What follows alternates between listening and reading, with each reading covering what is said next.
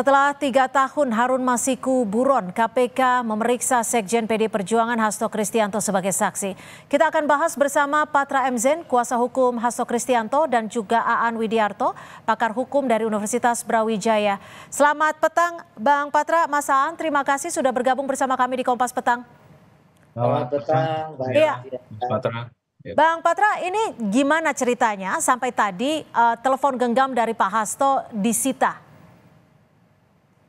Jadi berdasarkan cerita dan pernyataan Pak Hasto, pada saat beliau diperiksa,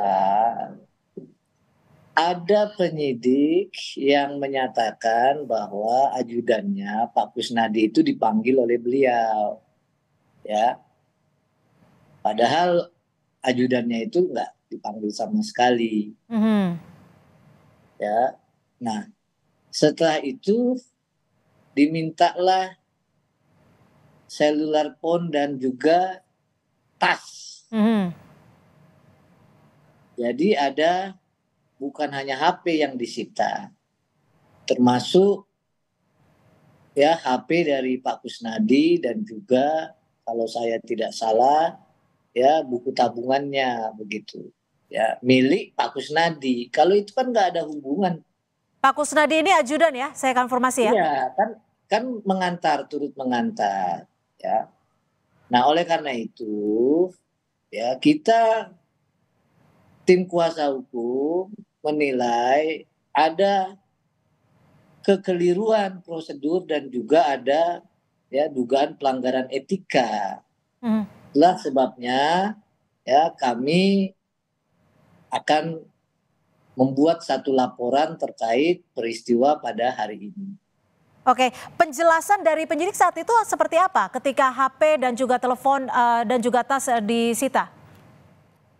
Kalau itu tanya penyidik, tapi yang pasti kan Pak Hasto yang dipanggil dan Pak Hasto yang hadir kan, dan beliau hadir karena menghormati proses hukum.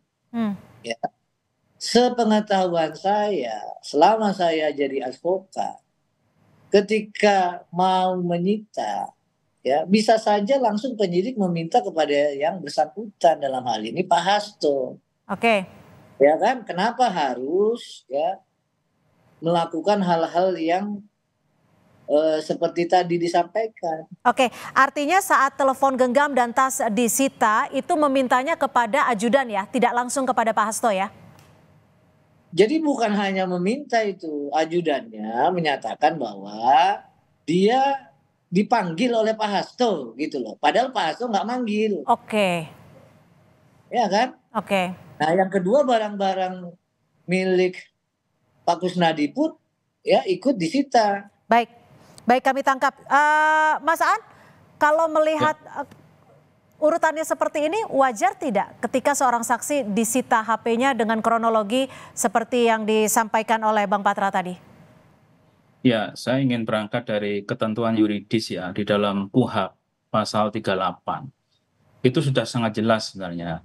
Untuk melakukan penyitaan, maka prosedur yang harus dilakukan itu harus mendapat izin dari Ketua Pengadilan Negeri setempat. Itu sudah clear. Kemudian yang kedua, memang bisa tanpa izin, tetapi ya, berikutnya besoknya harus melaporkan kepada Ketua Pengadilan. Ini dalam keadaan tertentu. Dalam keadaan tertentu itu artinya adalah keadaan yang mendesak. Misalnya ada suatu kejahatan yang memang tidak mau, apalagi tertangkap tangan, ya langsung bisa disita begitu. Nah, persoalannya adalah dalam konteks ini kan tidak dalam keadaan yang mendesak. Harusnya kan sudah 3 tahun tadi Mbak Cynthia sampaikan. Nah, tentunya harusnya pakai prosedur normal, yaitu harus ada izin dari Ketua Pengadilan. Apalagi kalau tadi itu bukan minta ke Pak Hastonya, tapi minta pada ajudannya, dan ada rangkaian kalimat yang itu bukan dari Pak Hasto yang memerintah adab. Ini menurut saya kok tidak sesuai dengan pasal 38. Jadi ada ketidaksesuaian dalam prosedur. Bang Patra, jika disebutkan tadi oleh Mas Aan ini ada prosedur yang salah, lalu akan dilakukan upaya apa ini, Bang Patra? Ya tentu secara secara hukum ya dimungkinkan kita tahu sama ada yang namanya mekanisme pelanggaran kode etik yang harus bisa kita sampaikan ke Dewan Pengawas KPK. Nah, kalau nanti tim merasa perlu mengajukan pra peradilan terkait dengan penyitaan, tentu kita akan ajukan pra peradilan. Gitu, Pak. Tadi diperiksanya berapa jam dan apa saja yang diperiksa, Bang Patra? Seperti Pak Hasto tadi sampaikan di gedung KPK, belum sama sekali masuk ke soal apa yang menjadi isi dari pertanyaan. Ya, beliau menyampaikan itu sebenarnya hanya kira-kira 1 jam atau 1,5 jam. Tetapi baru keluar 4 jam karena ditinggal oleh penyidiknya, biarkan sendiri. Ya, di ruang yang ber-AC dingin, sangat dingin, sampai Pak Hasto beliau bilang bahwa sempat 3 kali ke toilet karena buang air. Jadi nggak ada pemeriksaan sebenarnya. Oke, Mas Aan, kalau dilihat dari rentetan atau dari timeline terkait dengan kasus Harun Masiku, ini kan sebenarnya sudah menjadi pokok pembahasan 3 tahun lalu dan 3 tahun berselang Pak Hasto kembali diperiksa. Apakah ada unsur-unsur lain untuk mengungkap kasus ini? Apakah ada kaitannya dengan unsur politik atau seperti apa Anda membacanya? Iya, memang background politik itu seringkali mewarnai penegakan hukum kita, ya. Walaupun itu sebenarnya kita sesalkan, seharusnya tidak seperti itu. Satu hal yang menjadi publik bertanya itu adalah kenapa ini lama sekali 3 tahun dan baru kemudian mau dilakukan penegakan hukum lagi setelah ramai pilpres misalnya. Atau publik melihat Pak Hasto ini sangat vokal ya ketika menanggapi hasil pilpres. Nah, sehingga bisa saja kemudian publik mengkaitkan ya posisi ini dengan Pak Hasto. Apalagi ini sekarang lagi dikebut lah tanda kutip begitu. Ini menjadi sebuah pertanyaan dalam penegakan hukum yang seharusnya itu tidak boleh. Seharusnya kan ada kesamaan di depan hukum ya, prinsip itu yang ada dalam Undang-Undang Dasar ya, bahwa setiap warga negara mempunyai kedudukan yang sama di hadapan hukum. Nah, ini yang seharusnya penyidik tidak melakukan hal-hal yang tentunya bisa menimbulkan sangka publik bahwa ada background politik dalam penegakan hukum. Lalu apa dong yang harus dilakukan KPK agar dalam penanganan kasus Harun Masiku tidak meluas dan juga tidak menyinggung arah politis? Ya, saya lihat fokusnya KPK kan ada 2. Satu adalah terkait dengan kasus korupsinya, suap menyuap itu. Yang kedua adalah terkait dengan kasus buronnya Harun Masiku. Nah, kalau soal kasus korupsi seharusnya kan bisa terus jalan gitu ya. Tanpa kehadiran Harun pun, ini kan yang disasar adalah Pak Hasto. Nah, Pak Hasto kan ada, selama ini ada kan begitu. Ya kalau misalnya memang benar-benar mau ditegakkan proses hukumnya, seharusnya 3 tahun yang lalu pun Pak Hasto diperiksa. Kan begitu, tidak harus nunggu pilpres dan sebagainya begitu. Nah, kalau soal pelariannya, ini kan soal berikutnya begitu ya, yang memang seharusnya itu diperiksa sepanjang 3 tahun ini. Jadi dengan ada timing lah tanda kutip ya dalam penegakan kasus ini kan menjadi jeratan ya, yang kemudian itu mengakibatkan bahwa orang berasumsi bahwasanya ada pesan lain yang ingin disampaikan penyidik, bukan pesan penegakan hukum, tapi ada pesan lain yang mau disampaikan. Jadi ini yang menurut saya tidak baik dalam penegakan hukum kita. Bang Patra, ini kan nama Pak Hasto sempat disebut di sidang Harun Masiku. Pihak Anda sudah adakah bukti yang kuat untuk membantah terkait keterkaitan hal ini? Itu tidak perlu dibantah. Kenapa? Karena sudah ada 2 putusan yang ingkrah. Ya. Yang pertama putusan nomor 18 tanggal 28 Mei 2020 atas nama terdakwa Saiful Bahri. Ya, yang kedua putusan di tingkat kasasi atas nama terdakwa Wahyu Setiawan dan Austiani. Sudah diperiksa saksi-saksi, sudah menjadi fakta yuridis. Di dalam putusan tersebut Pak Hasto tidak terlibat soal suap maupun gratifikasi.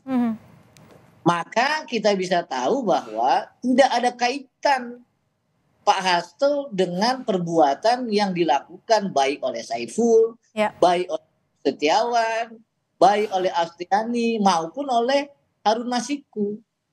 Yang kedua, kalau itu terkait dengan buron atau pelarian dari Harun Masiku, ya tentu kita tahu yang menjadi kewajiban untuk mencari itu justru penyidik. Baik.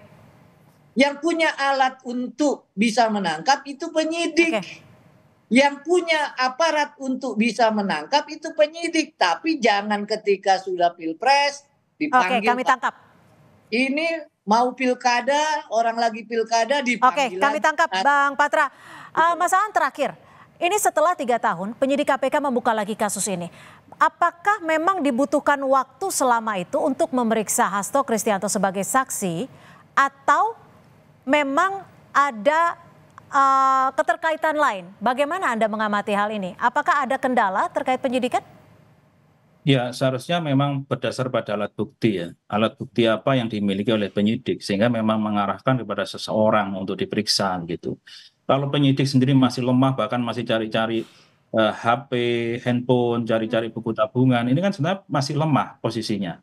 Nah, padahal ya, dalam dugaan awal ini harus kuat, minimal 2 alat bukti yang cukup untuk penyelidikannya. Kalau begini kan akhirnya tidak ada jaminan keamanan dan ketentraman bagi semua warga negara Indonesia, karena sewaktu-waktu akan dikaitkan dengan perkara, dengan kasus. Baik. Ya siapa yang orang kemudian berhadapan dengan KPK, dengan penegak hukum, dipanggil, pertama waktunya, yang kedua adalah psikisnya, kemudian nama baiknya, kan semuanya akan jadi masalah.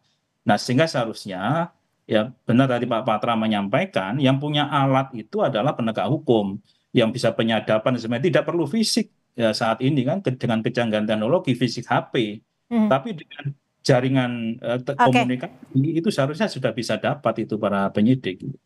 Mbak Cynthia, saya hanya satu aja. Baik, singkat saja Bang Patra, singkat saja, waktunya sudah habis. Adalah representasi orang yang menolak tunduk. Itu aja statement. Oke, baik. Terima kasih Bang Patra Zen, kuasa hukum dari Pak Hasto Kristianto, dan juga Mas Aan Widiarto, pakar hukum dari Universitas Brawijaya, sudah bergabung bersama kami di Kompas Petang.